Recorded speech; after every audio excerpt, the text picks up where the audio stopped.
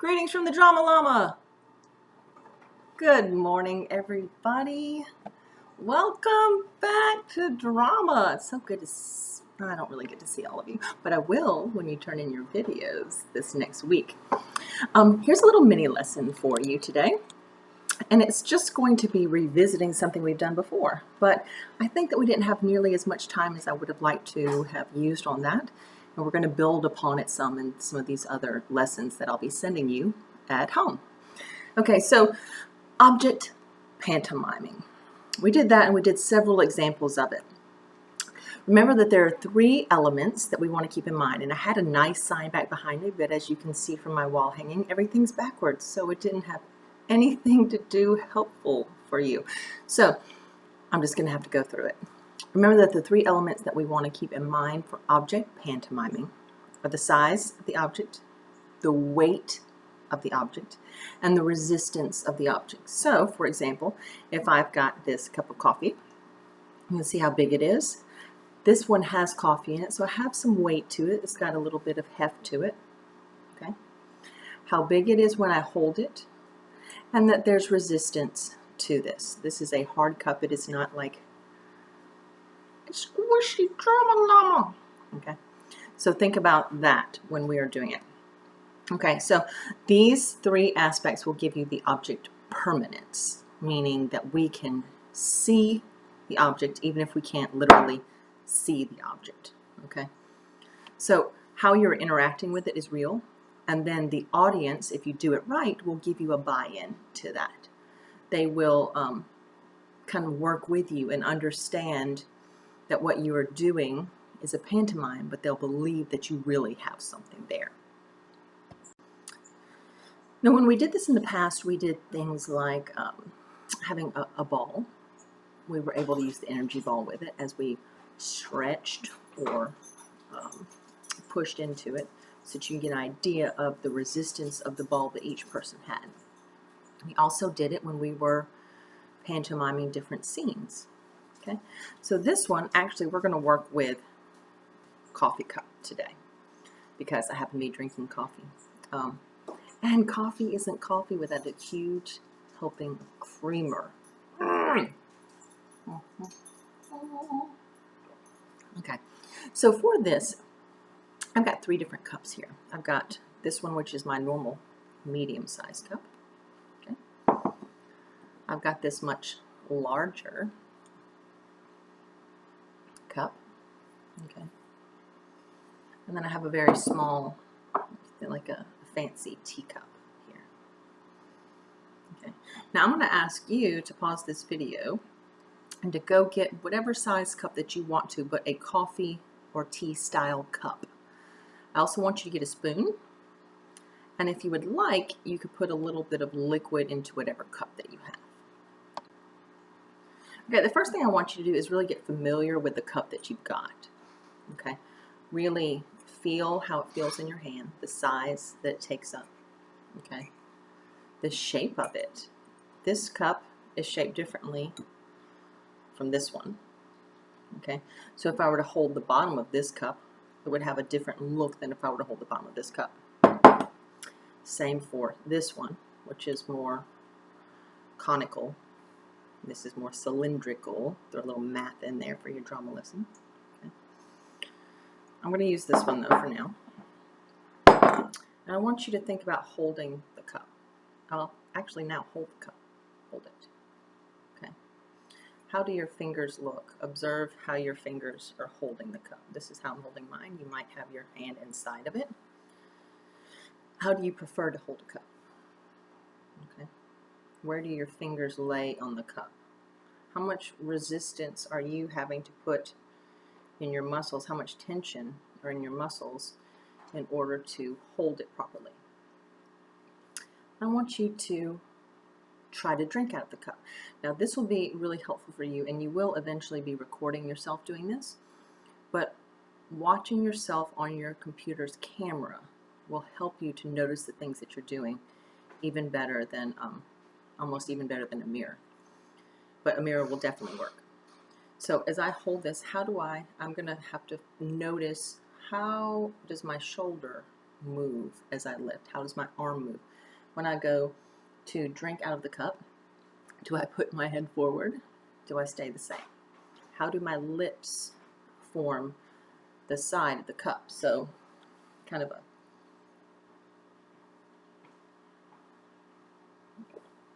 my bottom lip comes underneath. I have kind of a little bit of a pausing, and if, let's say, for example, it were hot, okay, I might make a face that goes with that. Try that with yours. Maybe have a mirror nearby. You can pause this, go look at it.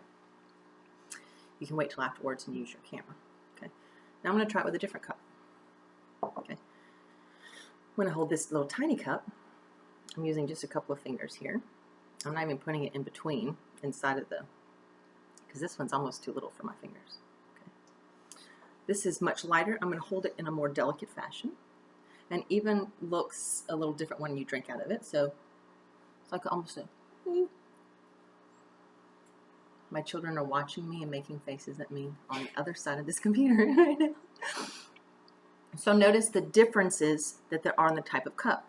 So for example, if I'm holding this really large cup, okay, and even though I love this face, I'm going to turn it around so I can see it. Okay, this one I've got to grip because it's so big, it's going to have liquid in it, it's going to make it heavy. I will either hold it around this way, probably, or underneath when I drink out of it. Okay, so I'm going to have a different feel to it. So depending on which cup you're using, you would be holding it in a different way. And you're going to, when you make your video for me, you're going to show me the actual cup that you have. You'll say, hi, Miss Richards, here's my coffee cup, my whatever cup, teacup, hot chocolate cup, my soup mug, whatever you're using. Okay. And then you're going to show me how you pantomime it. So if I'm using my regular coffee cup, which by the way is my favorite coffee cup, it was given to me by a kindergartner, my first year teaching kindergarten, many years ago. Okay, so I'm going to hold it up. So if I'm pantomiming doing that, I'm going to hold my fingers the same way. Feel like there's some weight there. And I'm not going to go boom, because then the coffee cup is now in my face. All right. So remember that you want to let the audience believe that you're holding something that they just can't see. So when you hold it, okay, bring it up. Hold your lips the way that you would in order to drink it. Hold it the distance from your mouth that the cup would be. So if I'm drinking, I can see about how far my hand is. So when I'm pantomiming,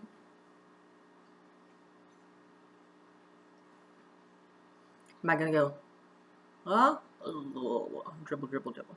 Okay. So hold it up. Close your lips. Swallow. Have a swallow action there. Okay. The reason I asked you to get the spoon is I also want you to think about, for example, if you were stirring a cup in a cup. So you take your spoon, your real spoon, in whichever cup you have, and I want you to go around in a circle. Okay.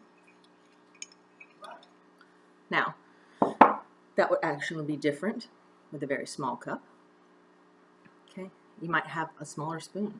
You might be more delicate in the way that you stir. Same thing with the largest cup here. You're going to have bigger motions going around because the cup itself has a much bigger rim here, much bigger space. So you would go around larger. So if I were pretending to be stirring in that one. So let's try this pantomiming with each one of these. Okay, so I'm going to start up with showing you really, let me move this down a little bit. Okay, my spoon and my cup, delicate, small circles. Even the way I'm holding the spoon, I don't know. I don't know if that's normal or not. I don't know how you, don't do that. I'm taking it something like this. So now when I pantomime it, I'm holding the delicate small cup. The audience can see that this is a smaller cup because of the way that I'm holding it. Hold the spoon here in a similar fashion and make small circles. By doing a delicate hold here and small circles, the audience can tell that I have probably a small teacup. if I'm using my regular size cup, let's say, for example, I put some delicious, delicious creamer in my coffee. Okay, put the spoon in. I'm going around stirring it. Now, by holding it with all of my fingers here, I'm giving the audience a different feel for what kind of cup I have. Okay. So if I'm holding this here with my pantomime spoon in a circle like this. Okay. A little bit higher. Okay. And then, there really is coffee in there. Holding it with this very large one. I might even hold it if I'm stirring. I've got something heavy here. I might even be holding it, oh, maybe even like this. And a big, let's say I've got some soup in here maybe. I like to eat soup out of a big cup and a big one. So I've got this heavier, I can tell, the audience can tell that it's heavier because of how I'm having to hold it underneath to support it. I'm giving it support. And then, pantomime spoon, bigger. Okay. I know that seems simple, and I've taken 10 minutes to tell you how to stir in pantomiming. However, it's these little kinds of actions that make a huge difference in your overall understanding of pantomime and also in your overall message that you're sending to the audience. The audience, who is my daughter clinking cups over there, she's trying to think which other big cups. She got the biggest cup. Bring it over here now that you're in the, now you're part of it. She got this big old mama drama thing. And then this one, which is really more of a soup bowl. Okay, all right, thanks, bye, go away. It makes a huge difference in how the audience will believe you as a performer. That they can trust that what you are showing them is what is being interacted with. So that if I am now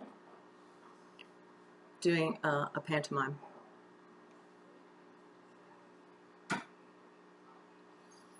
maybe a little pinky up,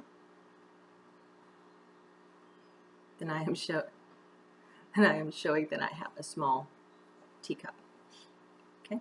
Now, your assignment, first of all, is to practice with whatever size teacup, coffee cup, whatever that you have. And you can do multiple ones if you like, but practice with the drinking. Put some liquid in it like I asked you, so that you could get a feel for how heavy it is when it is full. Okay, because I'm going to drink out of something differently if it's at the very top, a little sip, than if, like my real cup, I get the last swallow out of it. And that may play into your scene as well. Am I just starting? Has someone just offered me tea, coffee, a little bit? Or am I finishing it off before I'm leaving the scene? Okay. Think about those things. And what I want you to do is just make a small recording of yourself, and you will just say, "Hi, Miss Richards, this is so-and-so," although nobody at our school's named so-and-so. "This is my cup. I'm going to pantomime stirring and drinking out of my cup." Okay, you'll show it to me. Then you will do the pantomime of the whichever size cup, the stirring of your cup. And you might even, you know, if you want to add the kinds of details. So if I'm stirring, I don't just, that's going to drip everywhere. Stir, maybe tap. Okay, so you stir, tap, set your spoon down. Okay, and then show me how you would drink out of it. This can be anywhere between 15 seconds to 30 seconds of the actual pantomiming. Okay, I'm looking forward to seeing it. And also, later today, probably 5-ish maybe, I will be submitting my musical mashup based on the O'Leary car show tunes so that you will have an example. I'm not using, I don't know if I'm using any of, I don't think I'm using any of the songs that he used. I'm using some of the same shows that he used.